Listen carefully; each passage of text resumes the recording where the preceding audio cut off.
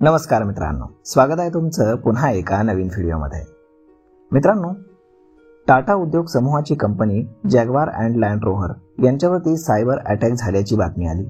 त्यामुळे त्या कंपनीला जवळपास 2 बिलियन युरोचा आर्थिक फटका बसण्याची दाट शक्यता आहे। याचाच फटका टाटा मोटर्सच्या शेअर्सला देखील आपल्याला बसलेला पाहायला मिळतो।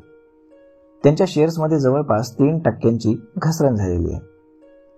Jaguar and Land Rover company Lockton सोबतचा सायबर विमा कराराला अंतिम स्वरूप देण्यात यशस्वी झाली नाही आणि जॅग्वार लँड रोव्हर कंपनीचं प्रोडक्शन देखील सध्या बंद आहे।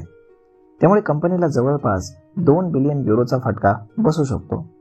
जर हा फटका बसला तर हा आर्थिक फटका त्यांच्या 2025च्या आर्थिक वर्षामध्ये झालेल्या नफापेक्षाही जास्त राहील।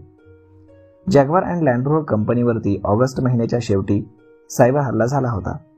त्यामुळे त्यांना त्यांच्या सर्व IT नेटवर्क्सना बंद करावं लागलं होतं। याचा परिणाम त्यांच्या उत्पादन क्षमतेवरती झाला।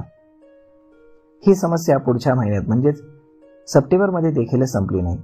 त्यामुळे त्यांचं कार उत्पादन जे आहे ते बंद करावं लागलं। जॅग्वार अँड लँड रोव्हरनं त्यांची UK मधील सेलिहुली, हुलेहुल आणि वॉल्मार्टन येथील उत्पादनं पूर्वपदावरती आलेली नाहीत असंही सांगितलं। इथलं कामकाज 1 ऑक्टोबरपर्यंत सुरळीत होऊ शकत नाही असंही सांगण्यात आलं। याबाबत कंपनीने सांगितलं की आमच्या ग्राहक, सप्लायर्स, सहकारी आणि आमचे रिटेलर्स यांना सपोर्ट करण्यावरती आमचं लक्ष सध्या केंद्रित आहे। जॅग्वार अँड लँड रोव्हर यांच्या ब्रिटनमध्ये 3 फॅक्टरीज आहेत। यातून जवळपास 1000 कार्सचं उत्पादन प्रत्येक दिवशी केलं जातं।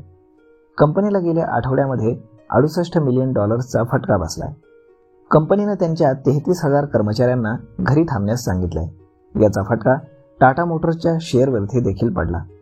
बुधवारी याची किंमत जवळपास 3% घसरून ₹683 बंद झाली होती।